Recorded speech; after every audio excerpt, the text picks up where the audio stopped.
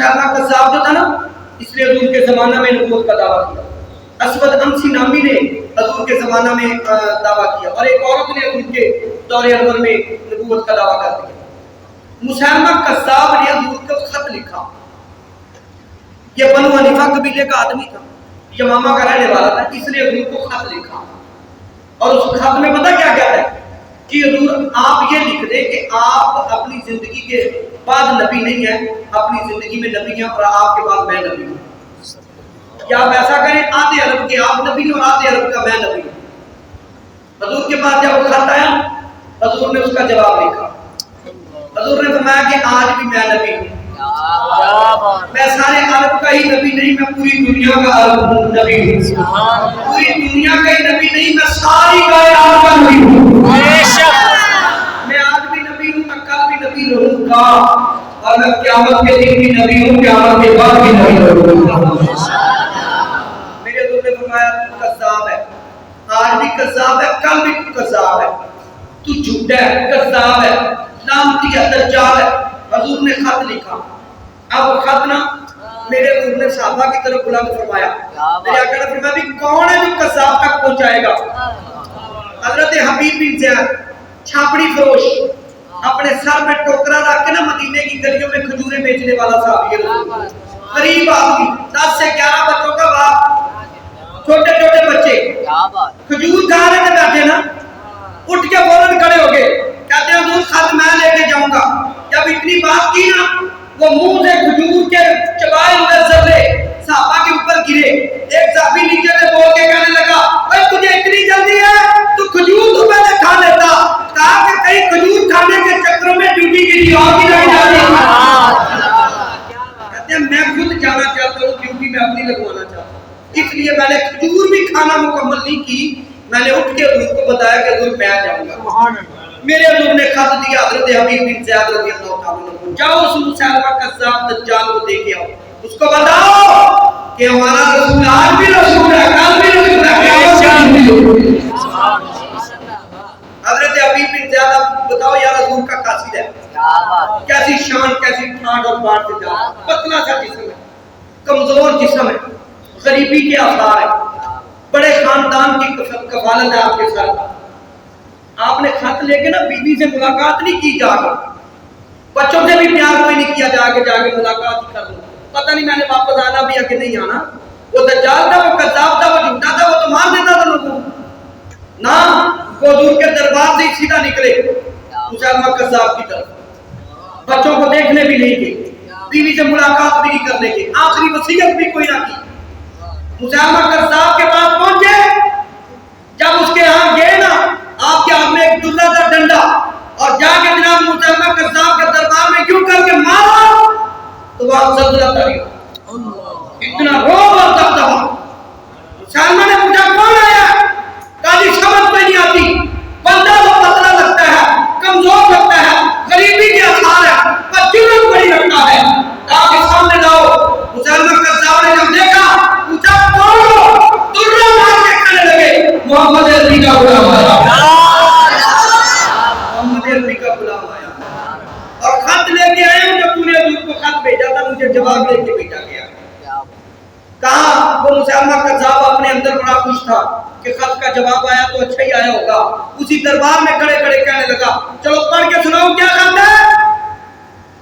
حضرت حبیب بن زیاد نے خط پڑھا اور خط میں لکھا کہ میرے حضور نے فرمایا انا محمد رسول اللہ، سبحان اللہ، میں محمد اللہ کا رسول ہوں. ہم تک کذاب، ہم تک دجال. میرے حضور نے فرمایا تو دجال بھی ہے اور جھوٹا بھی ہے. جب یہ پڑھ کے سنا نا حضرت حبیب بن زیاد نے تیش میں آ گیا. اب سارے درباریوں نے یہ بات سن لی تھی اور اٹھ کے کھڑا ہو گیا. کہتا تجھے پتہ نہیں ہے کیا بات کر رہے ہو، کس کے سامنے بات کر رہے ہو؟ کہا مجھے پتہ ہے تو کذاب ہے، میں کذاب کے سامنے کھڑا ہوں، میں ایک دجال کے سامنے کھڑا ہوں، میں ایک جھوٹے کے سامنے کھڑا ہوں، مجھے پتہ ہے. کہا خیال کرتے یہ اتنا بڑا دربار ہے، میرے نوکر چاکر سپاہی کھڑے ہوئے. کہا اگر یہ بات ہوتی نا تیرے سپاہیوں کا خیال کرنا ہوتا تو پیچھے بچوں کا ہی خیال کر لیتا. میں نے بچوں کا خیال کر کوئی نہیں کیا. غلام محمد جان دینے سے نہیں ڈرتے کہ سب رہ جائے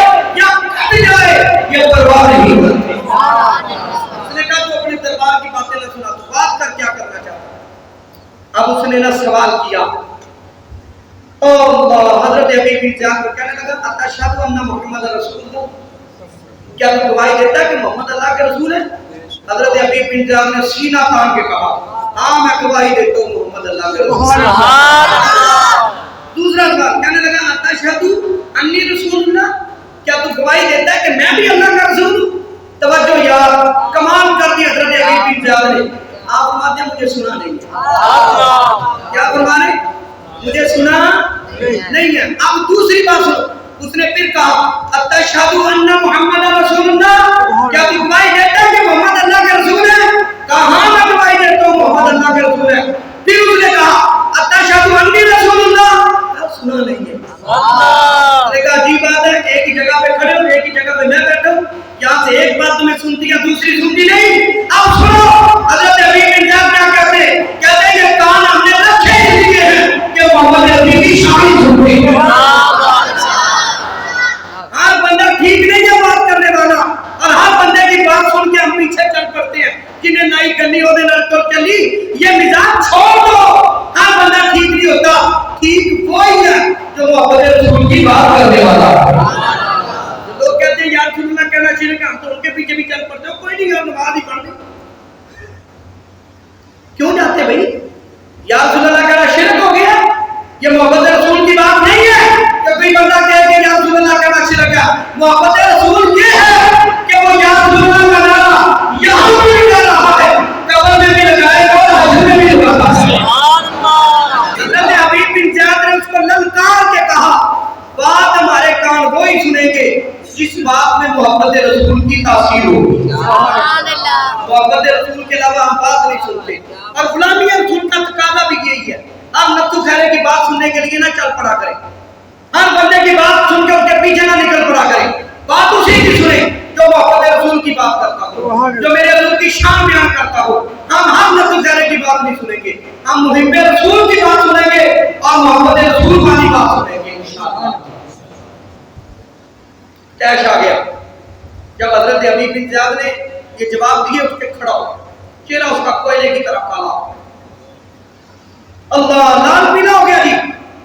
اس نے اپنے جلاد کو بلایا، تلوار پکڑی، حضرت ابی بن جعفر پہ وار کیا، ایک آنکھ کٹ گئی، ہاتھ زمین پہ گر گیا، ہاتھ زمین پہ گر گیا۔ کہتے ہیں بتا تیرا کیا خیال ہے؟ کہا خیال والی کون سی بات ہے، خیال وہی ہے جو پہلے خیال ہے، خیال وہی ہے جو میرے رسول نے مجھے خیال دے کے بھیجا ہے، میرا خیال بدلے گا نہیں۔ اس نے دوسرا وار کیا، دوسرا بازو کٹ جاتا ہے، پھر پوچھتا ہے آپ بتا تیرا کیا خیال ہے؟ کہتے ہیں وہی ہے کچا رنگ للیاری والا جڑا چڑھدا لہندا رہندا، عشق تیرے دا رنگ محمد چڑھ جائے تے پھر نہیں رہندا۔ یہ غلامی مصطفیٰ کا انداز ہے۔ اس نے دوسرا بازو کاٹا، کہا بتا کیا خیال ہے؟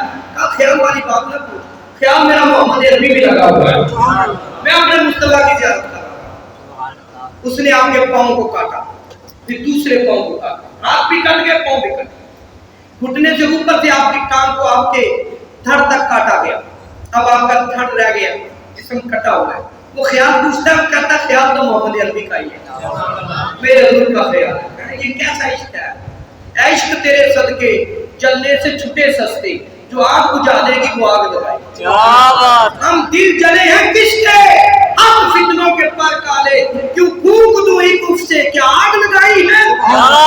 یہ عشق کی آگ تھی میرے مصطفیٰ کی، جو اس غلام نے اپنے اندر بچائی ہوئی تھی اور بچائی ہوئی تھی۔ وہ کہہ رہا تھا اے عشق تو نے تو آج مزہ ہی دے دیا، بچوں کی پرواہ کوئی نہیں، اپنے جسم کی پرواہ کوئی نہیں ہے۔ یعنی کہتے ہیں خیال وہی ہے جو میں لے کے آیا، میرے خیالوں میں بھی آج بھی مصطفیٰ کی تصویر بسی ہوئی ہے۔ بات کر کیا کروں؟ خیال اس نے تلوار کا وار کیا، آپ کا سر تن سے جدا کر دیا، آپ شہید ہو گئے۔ جامع شہادت نوش فرمایا، بات ختم نہیں ہوگی، میرے حضور اپنے صحابہ کے مجمع میں بیٹھے ہوئے آنکھوں سے آنسو جاری ہو۔ اللہ اکبر، میرے آقا فرماتے ہیں بھائی تمہیں مبارک ہو، میرے رب نے تمہارے بھائی حبیب بن جعفر کے لیے جنت کے آٹھوں دروازے کھول دیے، جنت کے آٹھوں دروازے کھول دیے تمہارے بھائی حبیب بن جعفر کے لیے۔ یہ ختم نبوت میں پہلا، یہ عقیدہ ختم نبوت۔ جان جاتی ہے تو چلی جائے، اسی تے پیسہ کوئی نہیں جان دیں، اسی تے یاریاں نہیں جان دیں، محلے داریاں نہیں جان دیں، یا جان جا رہی ہے لیکن عقیدہ ختم نبوت نہیں جان آنے دی, اپنے ایمان پہ آنچ نہیں آنے دی.